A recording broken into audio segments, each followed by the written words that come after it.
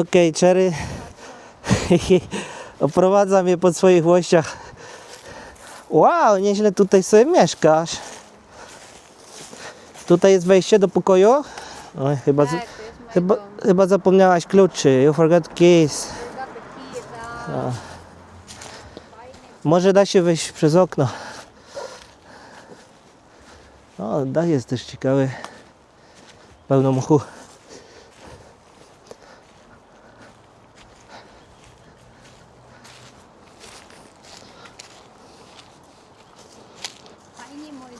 Bardzo fajny. A tutaj to jest też twoje? Tak. Okej, to pokaż. No. Mój dziadek dom. A, dziadek. Fajny ma dziadek dom.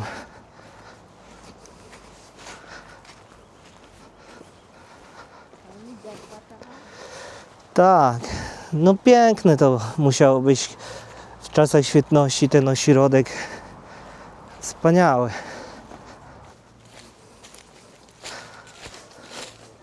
Construction. O, tak. Postęp prac. Jest tutaj odnotowany archiwum.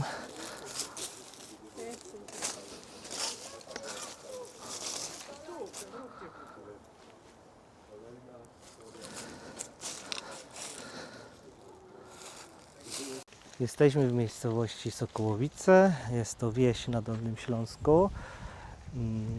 Bardzo ładna i znana jest z tego, że zostało tu otwarte pierwsze, lub jedne z pierwszych na świecie sanatoriów, w którym leczono chorych na gruźlicę.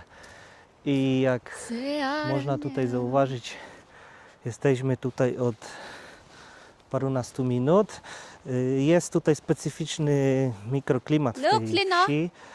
Znajduje się ona tak pomiędzy górami, tutaj jest las, jest wyraźnie chłodniej niż naprawdę w okolicznych miejscowościach, już nie wspominając o Wrocławiu, i czuć tutaj większą wilgoć.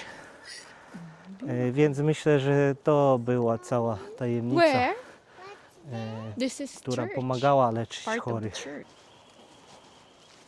Cherry, podoba Ci się tutaj? How do you like village?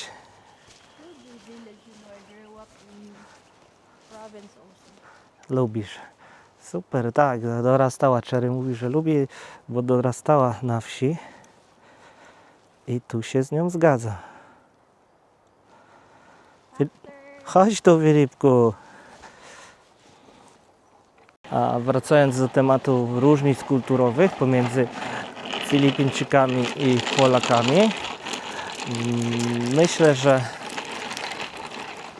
trzeba na pewno wspomnieć o naszym klimacie Polski. Mamy 4 pory roku, tak? Wiosna, lato, jesień i zima. I determinuje ten klimat cykl wegetacji roślin, a co za tym idzie również prace w polu. I jak wiadomo, dzieje się tak od setek lat, od wielu pokoleń.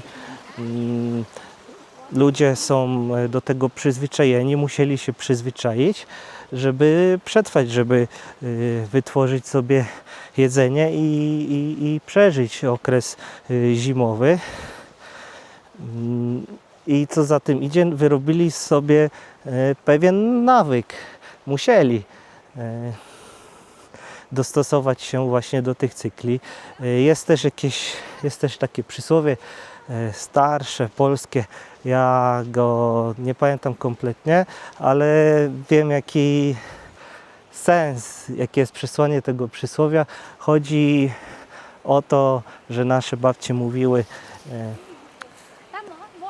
że generalnie zima zweryfikuje, jak pracowity byłeś w ciągu roku. No i tak to jest u nas w Polsce, że gospodarz musi zasiać, wyhodować oraz zebrać uprawy w ciągu roku, zgodnie z cyklem wegetacyjnym, tak aby wyrobić się ze wszystkim przed zimą i jeszcze zabezpieczyć sobie te zbiory i przetwory na okres, kiedy rośliny przez te właśnie zimowe temperatury ujemne i przez krótki dzień przechodzą w taki stan hibernacji. Proszę zobaczyć, piękny domek drewniany na drzewie. Piękny, nie piękny, fajny, no, uroczy. A Filipek sobie zasuwa rowerkiem. Bardzo mu się tutaj podoba. Nie tylko jemu zresztą. Więc uważam, że pory roku, które mamy, które właśnie determinują cykl wegetacji roślin, są przyczyną tych różnic w podejściu do życia Polaków i Filipińczyków. No bo jak to jest na Filipinach? Temperatura jest cały czas gorąca oraz wilgotność jest cały czas duża. Nie mają oni pór roku. Jedynie można rozróżnić okresy, gdzie bardziej pada deszcz i mniej. I to jest wszystko. Także nie mają zimy, która zakończyłaby wegetację roślin i właściwie można sadzić, można siać kilka razy w roku, na przykład przez co 2-3 miesiące, jak również można mieć zbiory również kilkukrotnie w ciągu roku. Jedynie jakimś takim problemem są, tak jak mówiłem, opady deszczu, jednak Filipińczycy robią albo podwyższone grządki, albo po prostu system odprowadzenia wody i da się to obejść. Jest roślinność tropikalna, która rośnie praktycznie cały rok, tak? I można zbierać plony kilkukrotnie, tak już powiedziałem, w ciągu roku. W związku z tym no, Filipińczycy nie musieli uczyć się planowania tak, żeby zabezpieczyć sobie żywność. Nie było takiej potrzeby. Właściwie można powiedzieć, że na Filipinach samo wszystko rośnie. Troszkę popada deszczyk i wszystko rośnie bez jakiejkolwiek ingerencji. I to jest ta kluczowa różnica. Ponieważ my na przestrzeni setek lat no, wyrobiliśmy sobie ten nawyk, o którym już mówiłem, i w tej chwili wygląda tak, że mamy duży problem z życiem, przeżywaniem tu i teraz, tak? Z życiem w teraźniejszości. Raczej bez przerwy ciągle planujemy i jak osiągniemy jakiś tam etap już swojego planu, to no nie potrafimy się tym nacieszyć, tylko zaraz myślimy o kolejnym etapie i kolejnym, i tak to wygląda z moich obserwacji, tak? Natomiast Filipińczycy żyją bardzo, naprawdę bardzo tu i teraz. Potrafią przeżywać to życie, ten moment, i tak naprawdę można zastanowić się, czy my naprawdę żyjemy, czy tylko wegetujemy. Filipińczycy na pewno żyją w danej chwili, za to mają problemy. Generalizuję, tak? Generalizuję i ogólniam, ale no jest to niezbędne. Tak jak powiedziałem, mają oni ogromne problemy z zaplanowaniem jakiejś dalszej przyszłości na rok, 2, 3 i mało kiedy to robią. Tak można powiedzieć, że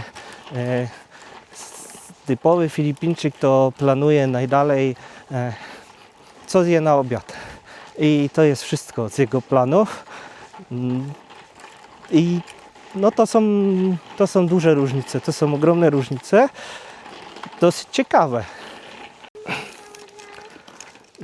Złośliwi ludzie czasem mówią, że jakby dać Filipińczykowi podwójną stawkę dniówkę za pracę, to nie chodziłby do pracy i odkładał sobie tych pieniędzy, tak jakby to zrobił najprawdopodobniej pracownik z Polski, właśnie planując sobie, że to odłoży sobie pieniądze, ma taką możliwość i zabezpieczy jakiś projekt, który chce zrealizować w przyszłości. Filipińczyk natomiast chodziłby co drugi dzień do pracy. Ja nie oceniam i to dobrze obrazuje właśnie tą różnicę w myśleniu. Które podejście do życia jest lepsze? Ja myślę, że żadne. Że trzeba nauczyć się balansować. Oczywiście trzeba planować swoje życie. Nie można żyć taką skrajnością dniem lub chwilą dzisiejszą, ale uważam, że absolutnie ważną umiejętnością jest cieszenie się chwilą, cieszenie się życiem, przeżywanie teraźniejszości, a my mamy z tym ogromne problemy. Natomiast Filipińczycy doskonale wiedzą, jak to robić i tego na pewno możemy i powinniśmy się od nich uczyć. Więc my trochę od nich, oni trochę od nas i to jest recepta na szczęśliwe życie. Filipek walczy z rowerkiem dzielnie, już zrobił, myślę, że ze 3 km na pewno. Dobra, wiem co to jest. To jest cerkiew. To jest cerkiew.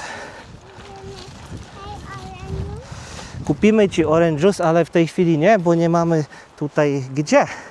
Proszę, zobaczcie, jaki jest ładny stawik, kaczuszki, no i piękne czery oczywiście. Najpiękniejsza dziewczyna tutaj na wsi. Spróbujemy tam podejść do tej cerkwi. Zobaczymy z bliska. Nie wiem, jeśli nas nikt nie przegoni, spróbujmy.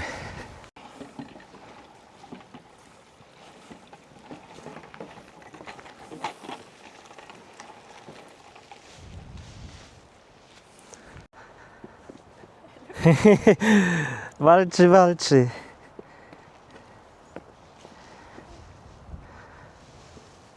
Widziałem tutaj z tyłu popa.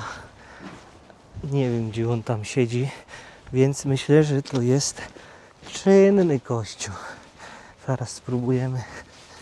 Może uda się go namierzyć. Gdzie jest tutaj? O, może lepiej nie podchodzę. On tam chyba wymachuje siekierką.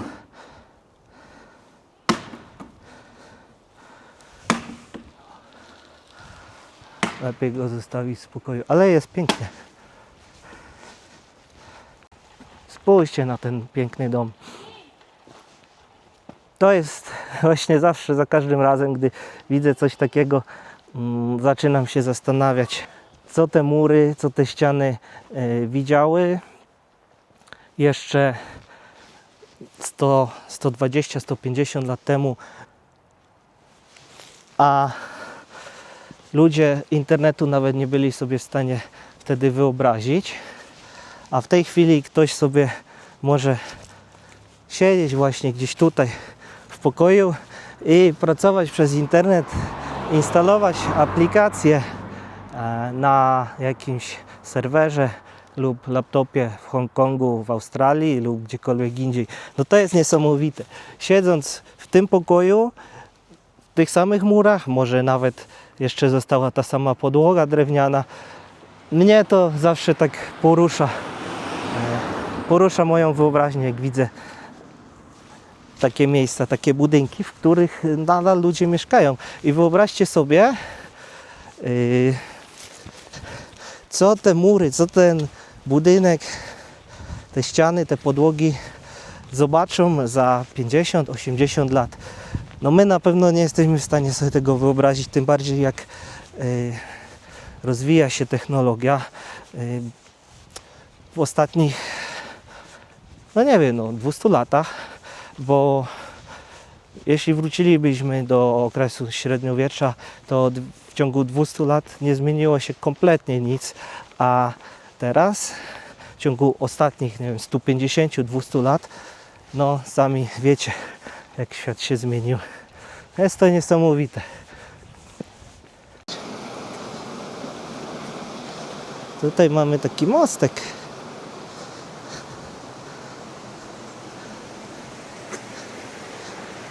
Wygląda to trochę jak centrum Kłodzka. Tak? Ja robię za taksówkę teraz. Już mówiłem. Zobacz, Filipku, na ten domek z okiennicami. Bardzo uroczy. Jechać wodę. Proszę bardzo, wóz strażacki. Zobacz, to jest konny wóz strażacki. Widzisz, Czery? To jest horse. Tutaj ja. Koń. Tutaj był koń. Podpinali. Gdzie tylko tą beczkę z wodą trzymali, nie mam pojęcia. Ale... O, tutaj chyba była woda. To jest jakaś skrzynka. Jakiś zawór. Mega ciekawe. No, ja bardzo lubię takie zabudowania wiejskie. Tutaj jakiś balkon fajnie wykończony, ale no nie chciałbym mieszkać w takim miejscu dłużej. Po prostu nie widzę siebie, ale bardzo mi się to podoba.